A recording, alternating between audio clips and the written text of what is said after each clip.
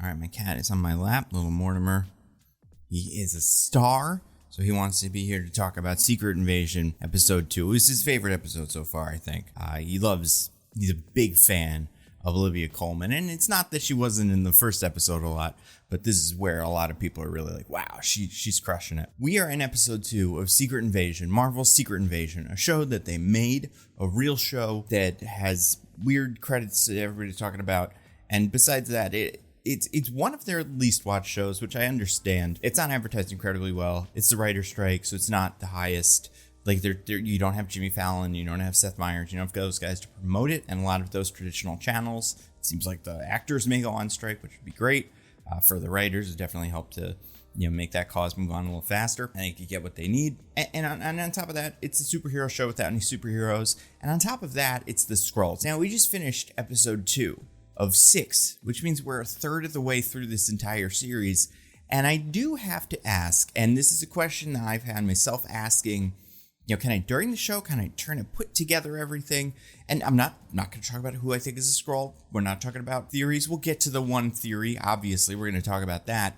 But just like watching the show, trying to put together who's right, who's wrong, what this metaphor is, what is the show trying to say? I'm not saying that it's not trying to say things, because it does seem like it's trying to say things.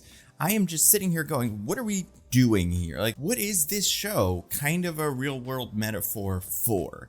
And because of that, how am I supposed to view these characters' actions? And, we're learning more information about what the Skrulls are doing, what Gravik's whole deal is. But I do think this may be one of the more complicated metaphors to make a show about shape-shifting aliens, have them actually be displaced refugees as far as we knew until now. But we also found out they have done illegal immigration, kind of, not really, it's all legal immigration, but like they have secretly immigrated more people into our country, and apparently they were more warlike than we thought. And that's they're gonna do a big coup or something, and they're secretly in the government, and it's just like you could see the parallels there to a lot of things, conspiracy theories, just beliefs people have overall about, immigration, refugees. It's really thorny, I would say. I'm sure the team behind this show has thought about this. I don't think they just threw, stuff to the wall. I'm just wondering, like a third of the way through, I'm like, what is going to end up happening that is going to, because we have to have an end game. Nick Fury isn't a bad guy. And I guess they set up this thing where Nick Fury said, I will help you find a new home. I promise, me, Nick Fury, the guy standing right in front of you, if you help me do spy stuff. And then it seems like he just forgot or something. And we haven't gotten an explanation in the show for why. And we've spent a lot of time with Nick Fury. So like we knew what he was doing in 2010 and all of these. Clearly he was busy, but also it's like you did tell them you would do stuff. Like if we found out this was a new character, and we were about to find out that he had been frozen for that time. He couldn't help them. And it seems like but he actually was trying. That would be different. But with this, we know what Nick Fury's been up to. Or at least we know that he has been up to some things. Nick Fury has been able to do some things, but not other things. It's super weird. Also, then the bit where Ben Mendelsohn, Talos, I always thought it was Talos, but Nick Fury is very specifically Talos, saying, oh, there's 1 million Skrulls. Who cares, Nick Fury? It's either there's 50 of them or there's 1 million of them. Like, I guess that's a big difference number-wise, but it's like, you didn't have a planet that could fit 50 of them. You don't get to be that mad when they're like, yeah, other Skrulls came. We're still waiting for your planet. We'll start with the 50-person planet and we'll move on from there. I also think it's weird because obviously, they're some sort of underclass, oppressed minority, and skin color, their look plays into that. It's hard not to associate that with how actual oppressed minority groups are treated in the real world, but also they can't shapeshift.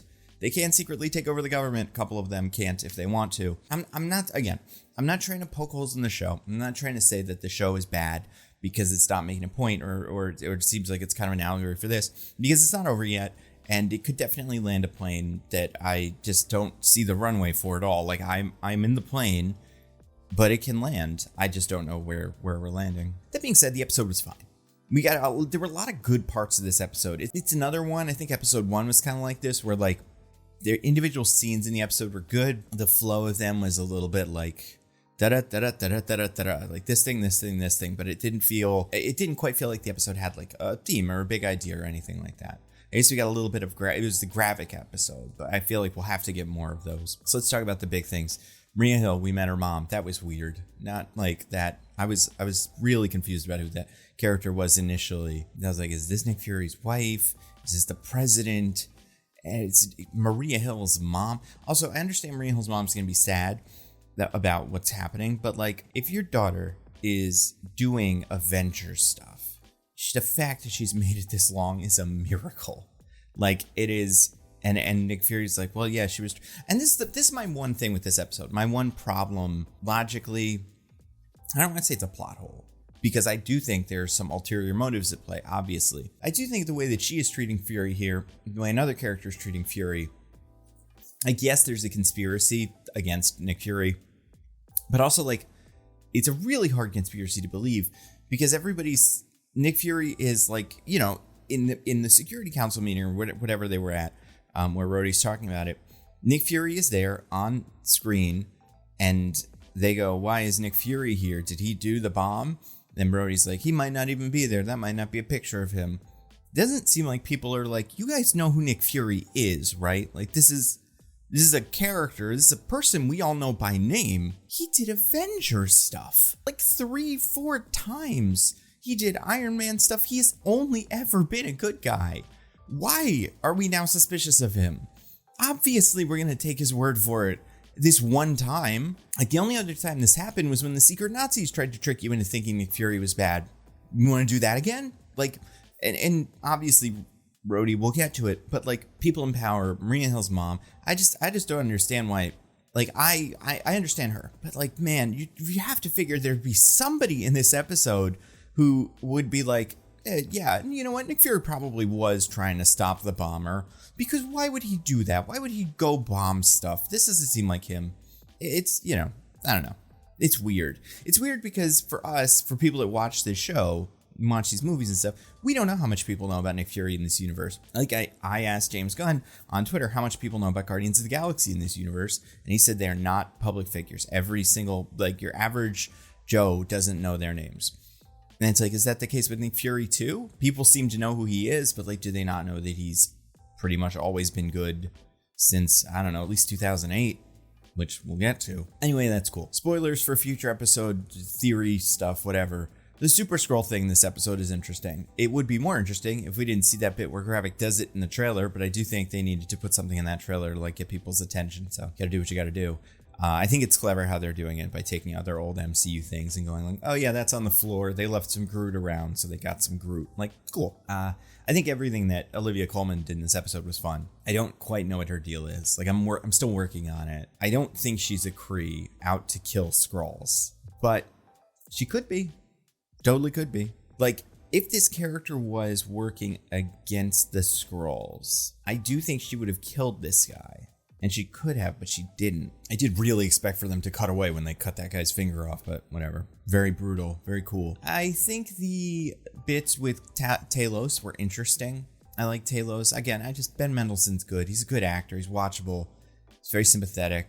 The fact that he left Nick Fury alone on the train car is like, okay, buddy. They're looking for him at the train stations, I'm sure. He was going to have a really hard time getting out before. He's going to have a way harder time getting out now. However, it is Nick Fury. However, all the characters in the show keep going, Nick Fury, you suck at Nick Fury stuff right now, right? And he's like, yeah, I do. I'm bad at Nick Fury stuff. So then I'm going to expect him to just do all the Nick Fury stuff off screen. It's like, you can't have it both ways. What else? I liked Gravik in general. I think his like thing was fine. He's seemingly a more interesting flag smasher right now, pretty much. Where he's like a very charismatic terrorist who is somewhat sympathetic, but unlike the Flag Smashers, has kind of leaned into it so that it's at least fun to watch. I don't know where, like I said, I don't know where he like lands. If this character is eventually going to be vindicated, what happened between him and Fury, it's very confusing. And then I loved Christopher McDonald is here. So weird. The Hourglass himself, Shooter McGavin, obviously, huge fan of that movie. I've Happy Gilmore. I think that is fun. I've been waiting for a character like that to show up, some sort of news personality who we can cut to that's not J. Jonah Jameson, who's just like able to yell about stuff. We used to have that, I guess, in Angie Everhart or whatever her name was, but that character seems to have kind of fallen off. First of all, it's good to have this guy, so we don't need to get damn Bill Maher cameos in Iron Man 3. But also, these are just fun because, yeah, he's secretly a Skrull. So that's a fun little reveal. I like their council meeting. I like that Gravik doesn't execute that lady. I think that's good. I think it's good when characters do that, when they're like, you're cool, you could go. I'm not going to kill you, but you're not obviously not on that team right now, so bye. Emilia Clarke is here. She's still there. Still kind of being around. She's another one of those characters in a show like this where I'm like, you don't seem like, I would be so suspicious of you if I were Gravik. There's no way Gravik doesn't know what's going on. He's just not using you to get to Ben Mendelsohn, which is fine. But the big guy, Big Kahuna, Uncle Gazpacho, War Machine, Don Cheadle, Lieutenant Colonel James Rhodes, diplomatic envoy, is acting quite suspicious. So first of all, I think he's very good. I like him a lot on this show. I think his attitude is just a little too much. It's just a little, and this is a show like it's a suspicious show, right? So anything can be misdirection. It's like he seems very suspicious, but actually he's not. And I've heard people say, well, yeah, he's a government guy. He always goes out for the government. I do think that's generally true. I think post Civil War and post Infinity War, I think he would give Fury the benefit of the doubt, especially since this character apparently knows Skrulls exist since 2008. That's interesting, isn't it, Nick Fury? Because we didn't know no one has talked about Skrulls, apparently. Nick Fury doesn't seem to know about this, which is weird, because he knew about Skrulls, and he's Nick Fury. So the fact that Don Cheadle just casually tosses that little bit of information out, and it syncs up with 2008 when that character switched from Terrence Howard to Don Cheadle, or at least part of that time frame, I guess, I think is very suspicious. And I think his whole monologue was great. The whole, guys like us getting power from mediocre guys like us, like that was very good. And I like him. I think it's very funny that he fired Nick Fury, and Nick Fury was just like, no, I'm not fired. I'm cool. And we're like, what job does he even do? Turn in your badge and your holo chip and your teleportation machine so you can go back to the space station. Like, I assume he's just going to go back to the space station, but apparently not. But, yeah, if he has a job, just say he's doing the job then. The CIA is doing the job, whatever. But so Rhodey seems to know about Skrulls but not care. So that's not great. And Nick Fury basically just says, here's exactly what happened. I didn't do it. It was Skrulls. They are aliens. And he doesn't need to convince Don Cheadle because Don Cheadle knows they're Skrulls. And he still fires Nick Fury, which is just like incredibly suspicious. The bigger thing, though, the biggest thing that I think a character could do in a show like this that would cue me into their suspicion is he asked Nick Fury to call the superheroes. And Nick Fury knows not to do that because if they get, and he gives a good example, it's like, well, if they, get Captain Marvel in here and now Captain Marvel's getting Skrulled and then Captain Marvel's doing Skrull stuff and that's starting a war. It's very tense, delicate moment, very smart. The fact that Rhodey is the first character that we trust to go like, hey, you should just get those Avengers over here. Wouldn't that be sweet? Especially now that we know they're cloning these things that have powers. It's like, that's somebody, like I kind of knew the first person to do that is a Skrull, and it was Rhodey, and he should know better. So I think, I do think, like, he's still a Skrull. I think we're 6 years later, we'll see, knock on wood. Not wearing the shirt yet, because it is not proven, but I do think this is as good as I could have hoped for in proving that War Machine is probably a Skrull. Last thing, Nick Fury is married to a Skrull. That's interesting, I guess. Nick Fury's married to anyone is interesting. He has a wife with a ring. He goes home and puts his ring back on and gives her a big old kiss. And he knows she's a Skrull, apparently, according to the director. So that's interesting. I don't know what to make of that. It's nice. Like, is he a Skrull? Perhaps. I think that would be an interesting twist. That would be a way to kind of get Nick Fury back, is have Nick Fury have been killed at some point. And this Nick Fury is just taking his place and kind of going through the motions. But I don't know. I don't think they need to do that. As far as theories, yeah, I just don't I know what they're gonna do. He's gonna make the Super Skrull. He's gonna turn himself into a Super Skrull or something, and then they're gonna fight a Super Skrull. But I guess I wonder: do we have a Queen Varanki in here?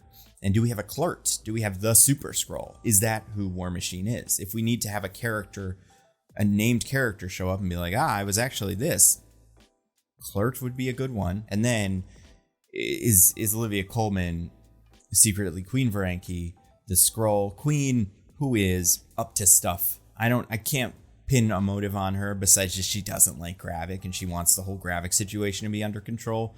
But besides that, I don't know. Overall, I still like this show. I understand why people aren't sold on it yet or why it's not doing incredibly well. It's gonna be one, like all of these, that by episode 6, like that's when I'll start recommending it to people. Like right now, if someone asked me, should I watch it? I'd be like, yeah, you got some time. If you enjoy that stuff, it's pretty fun. It's good. It's what you expect. But if in episode 6, it all pulls together, I will be like people tell people, you gotta watch Secret Invasion. I know what you're thinking. Oh, man, but it's really tight. It's a good narrative.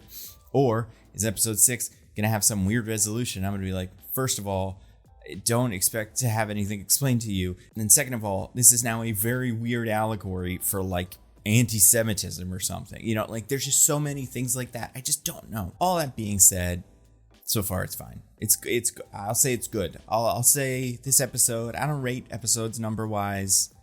I think I gave last episode an 8 because it really kept things moving. This would be a 6 if it wasn't for the War Machine scene. Yeah. Also, we don't know where Sokovia is, right? I'm gonna assume Slovenia, I think, which is where he was saying he's gonna carpet bomb. It's probably near Sokovia. I get it, it's a funny line, but it's also like, man, they have been through enough.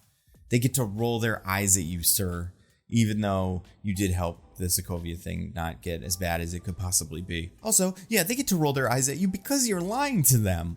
Like, if you were telling the truth and they were rolling their eyes at you, you gotta be like, God damn it, these guys will not get off my back. But if you're lying, you get to, oh, yeah, good for you. Way to go. You caught me. Like, you don't say that, but you know that. This fact that he's so mad at her, it's like, what?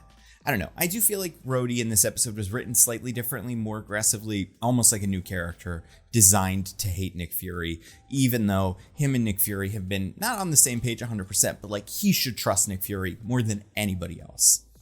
So I think we'll maybe get a revelation that the president is the Skrull or something too. And then that'll be like, ooh, and then maybe Rhodey gets a little bit, takes a little heat off Rhodey, and then maybe episode 6 we learn the Rhodey thing. I don't know. And maybe Rhodey's not a Skrull. Maybe they're just doing this to screw with me. It's possible. It's happened before, probably. So overall, I think the show is pretty good. Secret Invasion, episode 2. If you enjoyed this video, watch my other videos. Watch my Nando V Movies channel.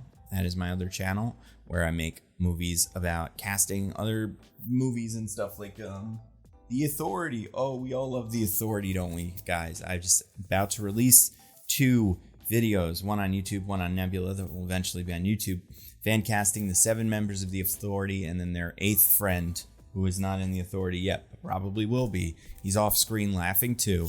That will be out soon.